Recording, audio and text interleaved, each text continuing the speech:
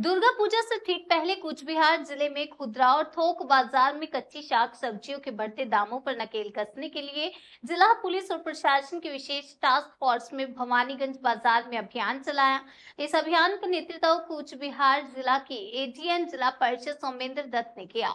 उन्होंने बताया कि खुदरा और थोक दोनों व्यवसायियों से बात की और दुर्गा पूजा के अवसर पर साग सब्जी और खाने पीने के सामानों को लेकर मुनाफाखोरों और कालाबाजारियों पर नकेल कसने के लिए उन्हें हर संभव हिदायतें भी दी हैं। मुख्यमंत्री ममता बनर्जी के विशेष निर्देश पर कूच बिहार जिले में पुलिस और प्रशासन की तरफ से बाजारों में खाद्य पदार्थों के मूल्यों के नियंत्रण के लिए विशेष टास्क फोर्स गठित किया गया है। आम लोगों और क्रेताओं के स्वाद को ध्यान में रखकर ये टास्क फोर्स विभिन्न बाजारों में अभियान चला रही है। इससे पहले भी इसी टास्क फोर्स ने बढ़ते आलू की कीमतों पर नियंत्रण किया था। तीन रकम क्वालिटी আছে 100 আর গাজর বিক্রি হচ্ছে আপনার ওই চালানিটা যেটা বিক্রি হলো ওটা বিক্রি হলো 70-72 আর যেটা লোকালটা আসছে আমাদের এটা সব গোটা পচা। চালানি থেকে শিলং না কলকাতা থেকে আসে এই ওটা চালানি 70-75 আর লোকালটা 50-60 ভালো না গোটা পচা ওটা থাকে। টাস্কফোর্স রয়েছে, আমরা মাঝে মাঝে পরিদর্শন করি।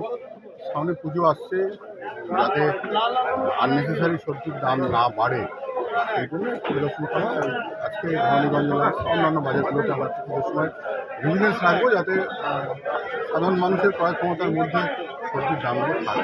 স্যার, পাইকারি জায়গাগুলোতে গিয়ে দেখলেন যে বিল ঠিকঠাক হচ্ছে না, সেই জায়গাটাতে কি ব্যবস্থা নেবেন? হ্যাঁ, বলে দিলাম যে বিলগুলো আসলে খুচরো বিক্রেতা যারা পাইকারি দামে কিনছে সেটার সঙ্গে ট্যালি করা দরকার।